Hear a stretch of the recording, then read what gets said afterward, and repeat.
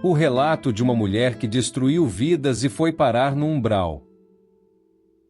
Ajude nosso canal, se inscrevendo, curtindo o vídeo, comentando, compartilhando para os seus amigos e doando qualquer valor através do botão Valeu.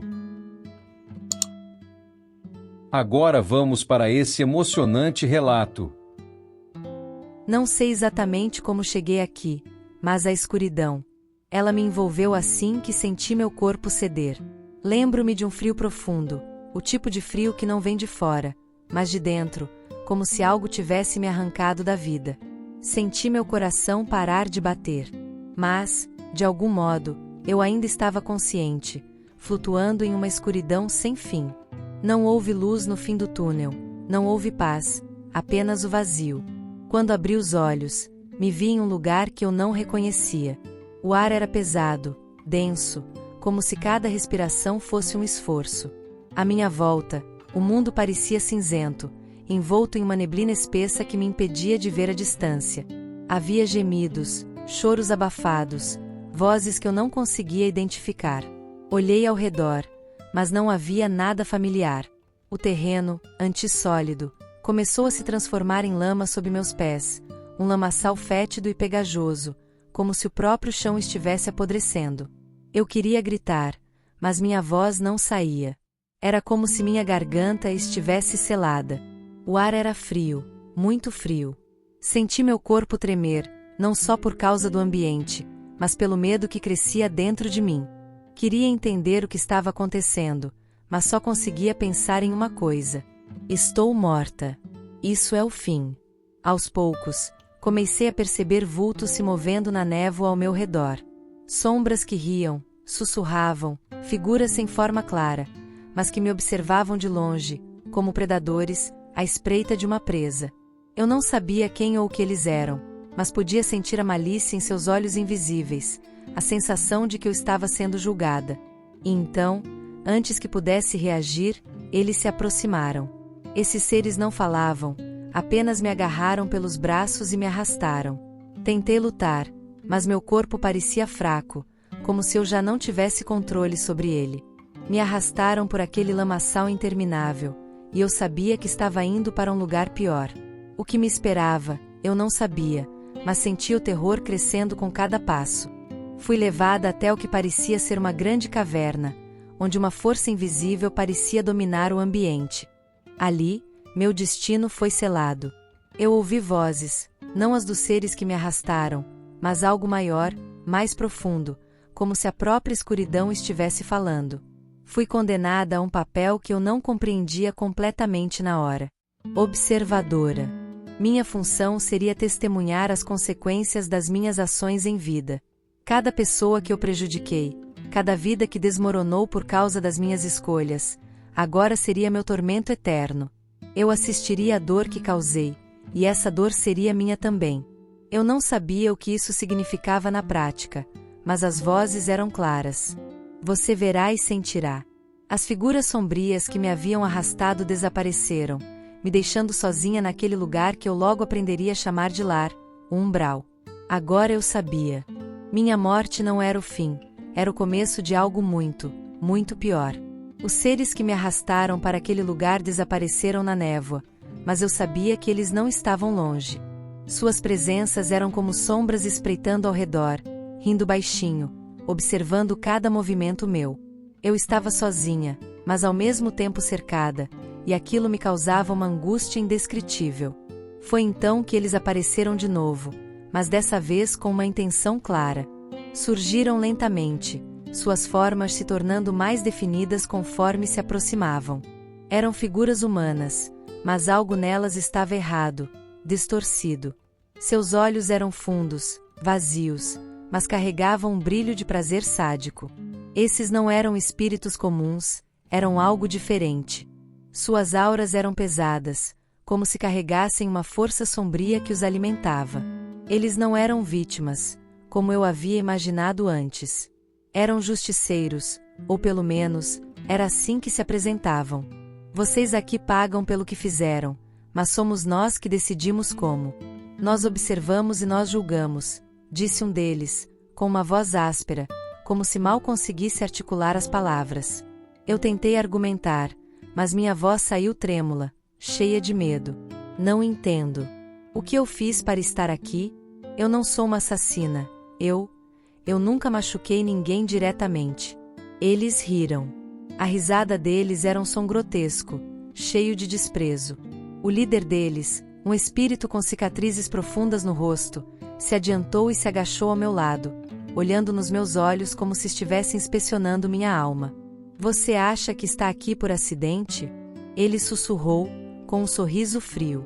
Não, Clara, você não precisa matar com suas mãos para merecer este lugar. Você já destruiu vidas, só que de maneira mais sutil. Manipulou, mentiu e depois se escondeu atrás de sua falsa moralidade. Você se fez de vítima, mas as marcas que deixou nas pessoas são profundas. Ele deu uma pausa e eu me vi paralisada, sem palavras. O umbral não perdoa intenções, Clara. Aqui, tudo conta. Cada ressentimento que você alimentou, cada vida que você desviou do seu caminho, tudo é contabilizado. E agora, você pagará o preço. Mas, e vocês? Tentei argumentar com um lampejo de indignação. Vocês também estão aqui. Quem são vocês para me julgar? Ele sorriu de novo, como se esperasse essa pergunta. Nós somos justiceiros, Clara. Não pense que estamos livres das correntes do umbral. Estamos presos, como você, mas aqui nós tomamos o controle. Decidimos quem merece o tormento. E nesse lugar, a única justiça é o sofrimento. Você não será poupada, assim como nós não fomos. Mas, talvez... Ele fez uma pausa, passando a mão pelos ombros, como se analisasse meu peso emocional. Talvez você possa ter um propósito. Meus olhos se arregalaram. A palavra propósito soava tão vazia naquele lugar. Você vai observar.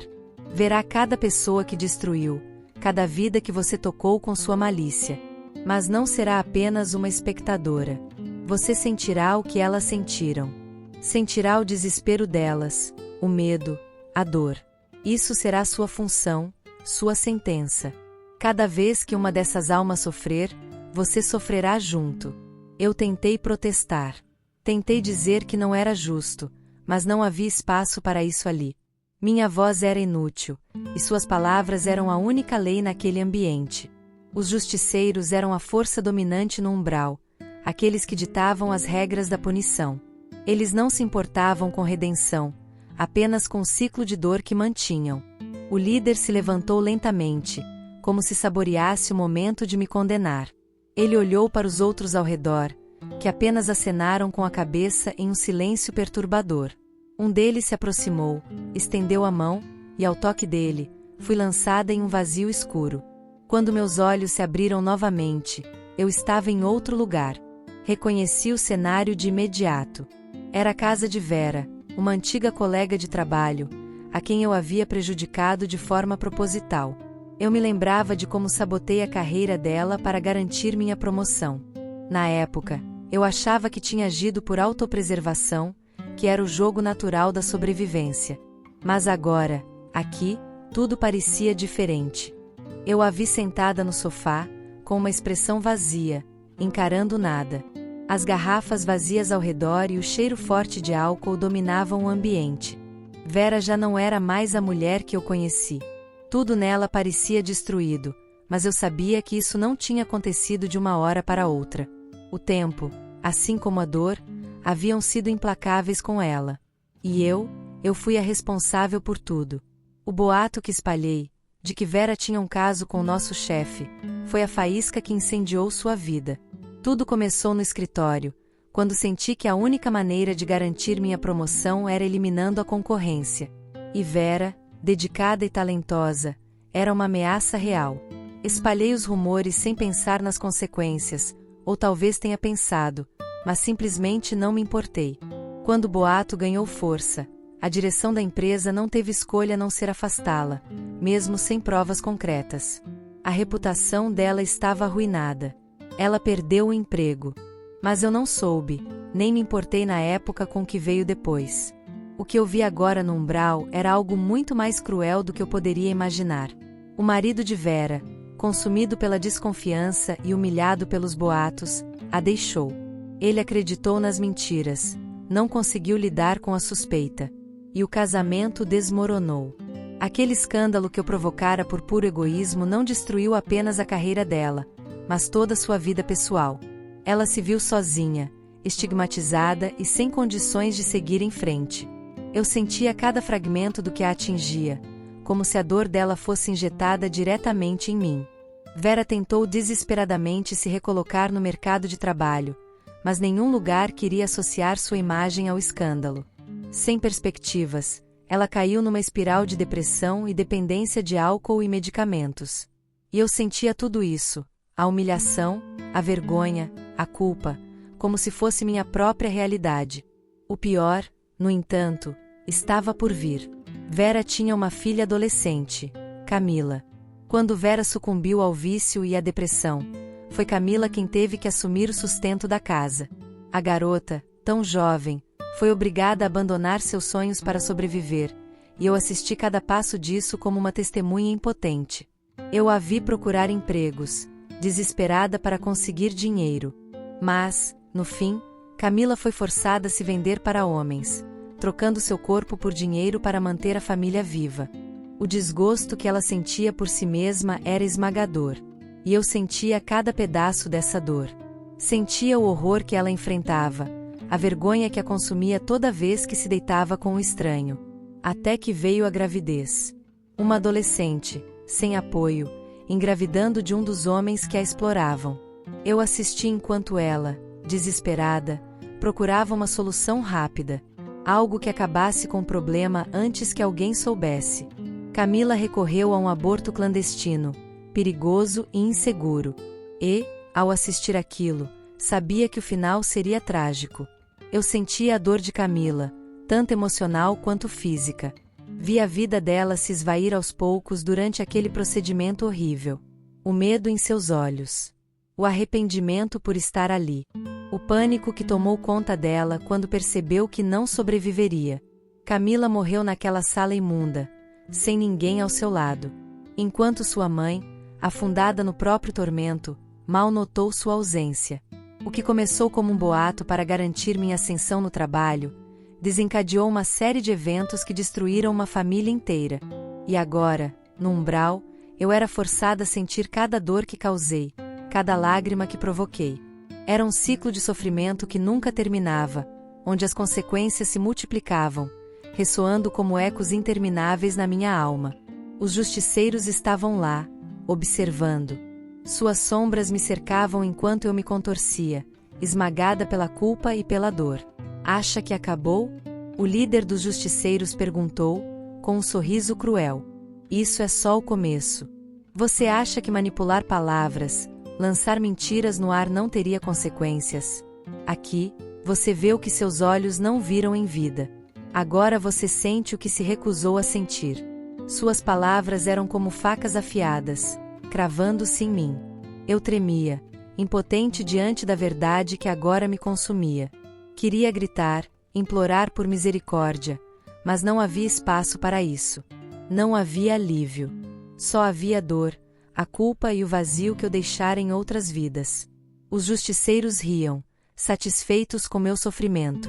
Eu fiquei presa naquele ciclo por muito tempo, talvez décadas, talvez séculos. No umbral, o tempo não existe como o entendemos aqui. Não há dias, não há noites. Só há a dor, a culpa e o tormento.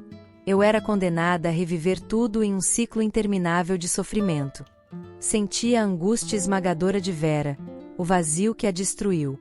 Mas o pior de tudo era sentir o terror de Camila, a jovem que precisou vender sua dignidade para sobreviver e que encontrou a morte de uma forma tão cruel e solitária. Cada vez que ela se deitava com o estranho, eu estava lá, sentindo sua vergonha, seu desespero. E cada vez que ela agonizava naquele procedimento clandestino, eu revivia sua morte. Sentia o pânico dela, o medo, a dor, o apagar de sua vida. Não havia alívio, nenhuma pausa. Tudo se repetia, como se eu estivesse presa em uma teia de sofrimento da qual não poderia escapar. A cada ciclo, parecia que uma parte de mim se desfazia. Um pedaço da minha alma se fragmentava. Os justiceiros não interferiam, apenas observavam. Eles se alimentavam do meu tormento, sempre presentes, sempre vigilantes. Eram os carrascos invisíveis que me mantinham presa ao peso das minhas próprias ações. Eu não sei por quanto tempo isso durou. Sem o conceito de tempo, não havia como calcular. Tudo era um borrão de dor, de arrependimento, de culpa. Eu queria fugir, queria desaparecer. Mas no umbral, não há para onde correr. Não há redenção fácil, e eu sabia disso. Sentia o peso de tudo que causei. Cada pequena ação que reverberava e destruía vidas. Foi apenas quando o arrependimento sincero começou a tomar conta de mim, como uma verdade que não poderia mais ser negada, que algo mudou. Pela primeira vez, eu entendi, de verdade, o que tinha feito. Não era apenas a dor de sentir o sofrimento dos outros. Era a consciência de que, em vida, eu fiz escolhas que destruíram vidas inteiras. Não foi apenas um boato. Foram vidas que se partiram por causa da minha ambição. E eu as desprezei. Quando finalmente aceitei isso, quando o arrependimento surgiu do fundo da minha alma, algo aconteceu. Eu estava no meio de mais um ciclo, sentindo o desespero de Camila enquanto ela sofria com sua morte, quando uma luz surgiu. Foi uma sensação diferente, algo que eu não sentia há muito tempo. Era calor, uma presença que não estava ali para me atormentar. A princípio, não compreendi. Fiquei imóvel, com medo de que fosse mais uma ilusão do umbral. Mas, quando olhei ao redor, vi uma figura familiar se aproximando. Era Camila. Ela estava ali, mas não como o espírito atormentado que eu via no meu tormento. Ela parecia serena, calma, envolta por uma luz que contrastava com a escuridão sufocante do umbral. Eu tremi. Minha primeira reação foi de vergonha, de medo. Como eu poderia encarar alguém que eu destruí tão completamente? Mas ela não tinha ódio nos olhos. O que vi foi compreensão, uma paz que eu não esperava. Camila estendeu a mão para mim e eu hesitei. Como poderia aceitar a ajuda de alguém que eu condenei a uma vida de sofrimento? Mas, naquele momento, algo quebrou dentro de mim. Não era orgulho. Não era negação. Era a aceitação do que eu havia feito. E, mais do que isso, o reconhecimento de que eu não poderia desfazer o passado. Só podia aceitar o que tinha se tornado. Quando finalmente tomei sua mão, senti algo mudar dentro de mim. O ciclo de dor começou a se dissipar, lentamente. As cenas que eu vivia em loop, a angústia que me esmagava, começaram a desaparecer. Não completamente, mas o peso era menor. Camila me guiou para fora daquela escuridão. Para fora da prisão que eu mesma tinha construído com minhas escolhas. Eu não sei por quanto tempo caminhei ao lado dela, mas posso dizer que o umbral começou a se afastar. A névoa se dissipava aos poucos e o silêncio tomava o lugar dos gritos e gemidos que me acompanharam por tanto tempo. A única coisa que restava era o arrependimento sincero. Eu sentia isso em cada parte do meu ser. Sabia que nunca poderia mudar o que fiz, mas agora havia algo dentro de mim que me permitia seguir em frente. Camila me resgatou. Justo ela, a pessoa que mais sofreu pelas minhas ações, foi quem me tirou do ciclo de tormento. Eu ainda carrego o peso do que fiz e sempre carregarei. O arrependimento não apaga as consequências, mas ele pode nos libertar do ódio que mantemos de nós mesmos. Aprendi isso tarde demais, mas agora, mesmo sem saber para onde estou indo, sei que não estou mais presa ao umbral. E este é meu relato. Que sirva de lição para aqueles que ainda caminham no mundo dos vivos. Todas as escolhas têm consequências. Pode parecer que as ações, mesmo as mais sutis, não causam grandes danos, mas no fim, todas elas reverberam. Não se deixe enganar pela sensação de que você está no controle. No fim, o que você lança ao mundo sempre volta. E pode ser o que te destrói.